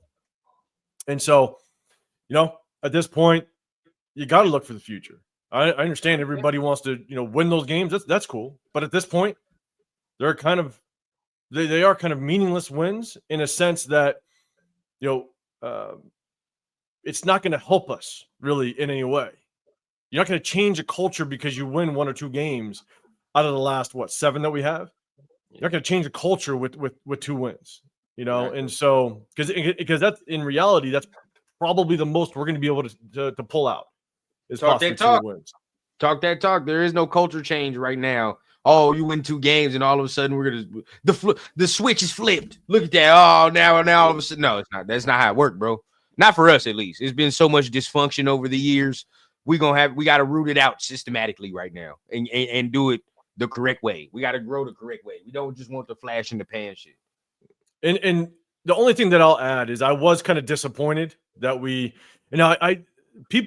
I didn't see if it was talked about with one of maybe the press conferences or somebody. I don't know where it came from, but I heard a lot of people talking about how maybe Desmond Ridder looked really bad in practice. Did you guys hear that?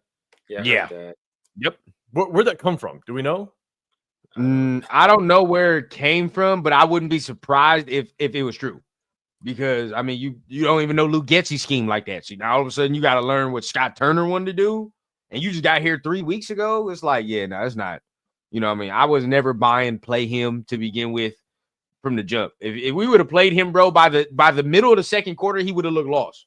He would not know what he's doing by the middle of the second quarter, in my opinion.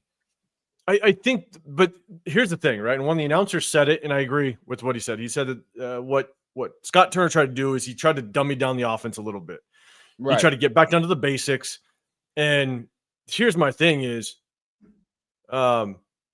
maybe this week you put in, maybe this week you play Gardner Minshew. But here's the thing is, when Aiden O'Connell's healthy, Aiden O'Connell, I think, has to be the starter. You benched Gardner Minshew for Aiden O'Connell, then he got hurt. Yeah. Right. And so I think you have to play Aiden O'Connell. One, because I think you really need to give Aiden O'Connell a true chance to run a starting offense, just kind of see what he does, see what you truly have out of him. But at the same time, I think you try to see what you could get out of Desmond Ridder for the offseason. Is it a guy that you want to bring back as a veteran presence, someone that could be a backup in that quarterback room to kind of help a new rookie coming in? Right. This is the only, maybe, because I think there's a good chance Aiden O'Connell comes back in maybe 2, possibly 3 weeks. So you only have 2. Yeah, for sure. You only have 2, maybe 3 games to really see what Desmond Ridder has in real game situation, just to see if you want to bring him back as a backup. I'm not saying he's going to be a starter next year. I'm not saying that, but just kind of that's part of your evaluation of this offense, the evaluation of the rest of this roster. Minshew ain't it. Minshew is not it. No. There's a good chance he won't be in this roster next year because you're only going to be able to hold 3 quarterbacks, and Gardner Minshew may not be one of them. So what do you gain from Gardner Minshew starting? To me, I feel like absolutely nothing.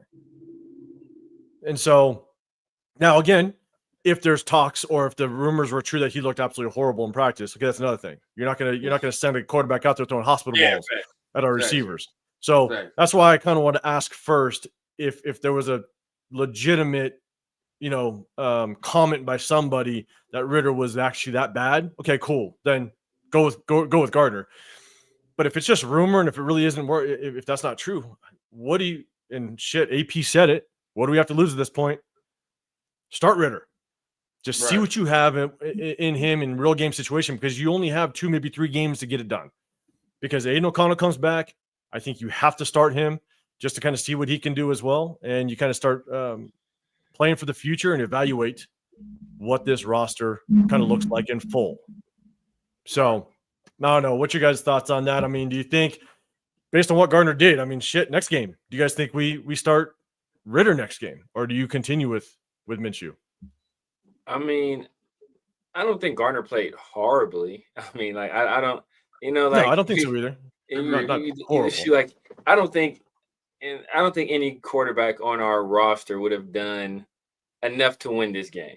Rather, and I don't want them to. That's why I wouldn't want them to. So it's like I'm not. People I still don't get the logic behind it. People wanting to win these meaningless games. Like, this isn't the like. And I know people like that. Sometimes they'll harken back to that. I think it was the '99 season where we beat who did we beat? Was it the Chiefs? We beat the last game of the year. We beat them like 41-38 or something like that. Yeah, and that was like that kind of set us up like to go on our run. I think the next, and then we finished 8-8 that year under Gruden, and then the next year we went 12-4 and yada yada. So people looked at that. Oh, that was a turning point of our season. We didn't pack it in, and we could have packed it in, right? Like, so, like, but this is not the case here. We're not playing for anything, right? These games at the end of the season is not going to, as you guys said, not going to change the culture, not going to change our outlook. They're not going to do anything but cost us valuable draft position. And the first thing that people always say was, just because you have a top 5 pick doesn't mean you're gonna get a good player. So, like, well, no, it doesn't mean you're gonna get a good player, but no, but it increases the chances. Shit, and not even that. Not even that. No, it increases the chances for you to pick who you want. So thank you. So just because I'm at 13 doesn't mean we got lucky and got Brock Bowers at 13. But maybe if we were 5, you know, and we wanted Brock Bowers, you know what? We're guaranteed to get him at 5. So, like, if we wanted Michael Penix, people thought we were going to get him at 13. People thought, for some strange reason, he was going to be available in the 2nd round. But guess what? He wasn't. I told people he was going to be a top 10 pick, and guess what happened? He ended up being a top 10 pick. So if the Raiders were in a better draft position, then we could have, you know, either been able to get him or been in a spot where we can make a move with Atlanta Falcons and they still have an opportunity to draft a quarterback instead of having to move all the way back to 13. And there's a very strong possibility that they don't get a guy, which obviously we weren't able to get a guy. So the higher draft position is more valuable for a reason, because you have your pick of more of the blue chip prospects. So, like, it doesn't guarantee you'll get a guy, but it guarantees that you'll have a better opportunity to get the guy that you have identified as your guy. Better opportunity, 100%. And it opens up all the options. It opens up so many more options. Yep. Exactly. I mean, Jared, for sure, man, I'm going to bring this up. How come we don't run more RPOs with Gardner? Honestly, Luke Getsy actually ran quite a few RPOs. The unfortunate part is, again, it's just by looking at the film, watching the film over and over and over again. We actually ran quite a few RPOs with Getsy. It's just that Gardner Minshew didn't pull the trigger. That's the hard part. He just didn't pull the trigger. Now, I don't know how much we ran today. It didn't look like much, but again, I gotta look at the film and see. But Getsy actually ran quite a few RPOs, and unfortunately, Gardner Minshew just made the wrong reads. Like it was just kind of plain and simple. Just don't know if he didn't. I don't know if he didn't trust his ability to get the ball, you know, in just the tight windows. Not exactly sure, but just the wrong reads, unfortunately. But yeah, man, this is kind of where we sit. You know, 6-game losing streak. 6-game losing streak. We look like we're currently in the number 4 position in the draft right now. We sit at the bottom of the AFC West. All our AFC West opponents are getting better, and we're getting injured, and we're going in the wrong direction. But at the same time, I think 99% of us out there, we know that at this point we're playing for a draft position. So exactly, you know, we're going to kind of wrap this thing up. I appreciate everybody in the chat. Appreciate you guys sticking with me. I appreciate everybody in the chat just kind of throwing all you guys comments in. I'm doing everything I can to kind of bring it up and answer any questions that I kind of see on here.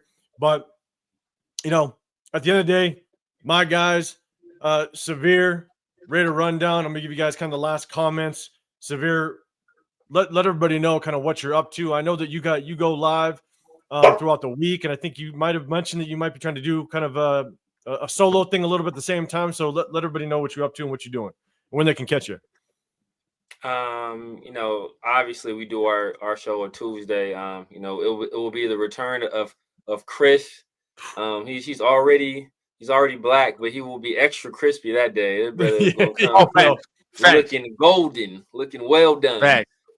So you know, we got our show we got on Tuesday. Then also Tuesday night I got the 50-50 show. My guy Pharaoh NFL, and then on Friday nights I got the Around the Shield podcast with Pharaoh and Big Mike.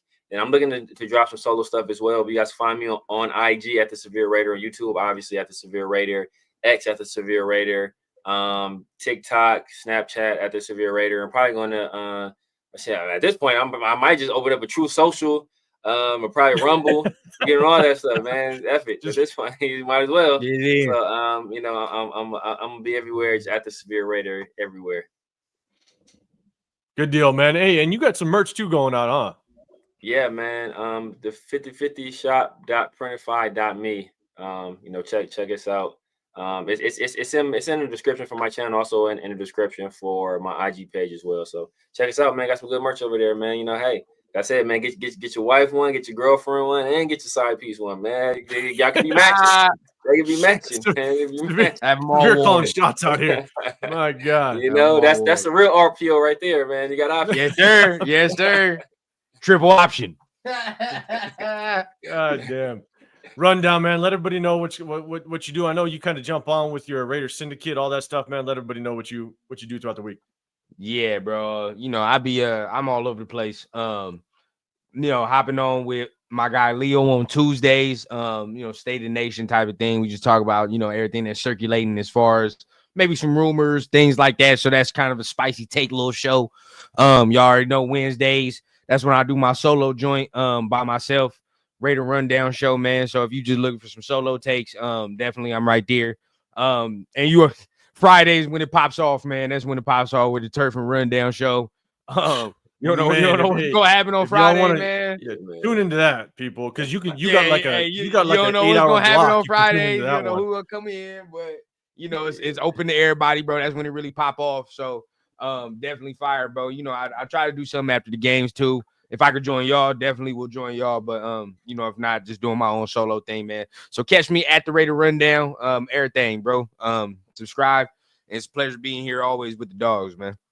Yeah, absolutely, guys. And hey, I'm 805 Raider, Real Talk Raider Nation. I come on here, do lives on Sunday nights. Then again, we break down film on Tuesday. So make sure you hit those notifications so you know when we do go live. But then I also kind of do just my own individual videos. I post those throughout the week. And so again, make sure you guys go all the channels before you get out of here. Make sure you guys check in, hit that like button. The Severe Raider. You got Raider Rundown.